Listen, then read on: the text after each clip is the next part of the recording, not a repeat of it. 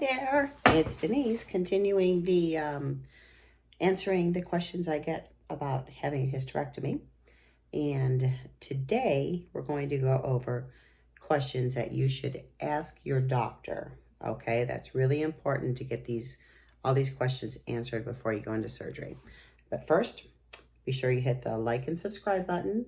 Share this to anyone you think this information can help. That's the first thing. Secondly, Secondly, I'm not a doctor.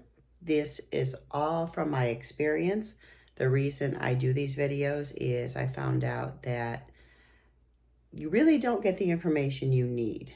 And I'm pretty forthcoming when it comes to my doctor's appointments. I just ask a lot of questions, and I still didn't ask the right questions. So here we go. First one, find out why you need the hysterectomy. There may be some other options for you that you could delay having the hysterectomy. In my example, I had an ablation, which didn't solve my problem, so I still ended up having a hysterectomy. But other people, it has helped. There might be some other options for you to take a look at, so make sure you're really clear with why you're having that hysterectomy. I'm looking over here because I'm reading my notes. What are the types of hysterectomies? Well, you can have the uterus removed. You can have the uterus and the cervix removed. Or like me, you will have the uterus, the cervix, the ovaries, the fallopian tubes, everything removed. It all depends on your circumstances. So make sure you get that information from your doctor as well. How are the hysterectomies performed? I was supposed to have it done with the Da Vinci laparoscopically. Point to mention to you, that was extremely expensive. And my copay was like $15,000. I'm like, that's not happening. I'm not having a hysterectomy. Forget it. Found out they could just do the regular laparoscop. All right, you know what I'm trying to say. It's one of those days.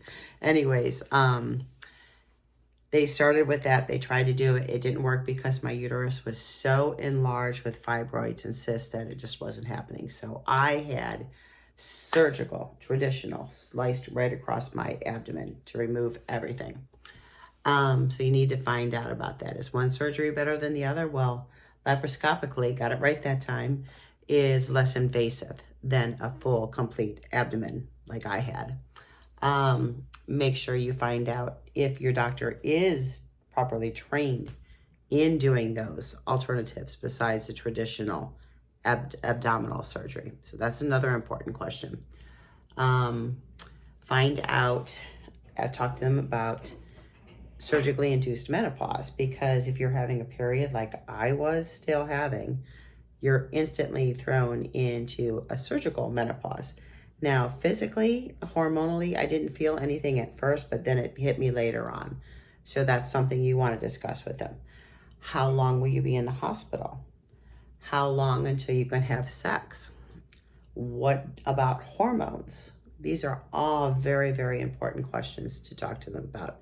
So my recommendation for you, if you're getting ready to go through all of this, is to start writing down your concerns, your questions, and things you are just not clear about. And take that with you to the doctor. And don't walk out of there until you have the answers you need, okay? Here we are. I'm 13, 14 years later now, and I feel wonderful. Of course, I'm in my 60s now. And when I was dealing with all this, I was in my late 40s, early 50s. So just hang in there. It'll be okay. You'll got this. But make sure you talk to that doctor and get those answers you need. Questions, keep setting them on. I'm just answering them as they come in. You can get me howtostayfitover50.com.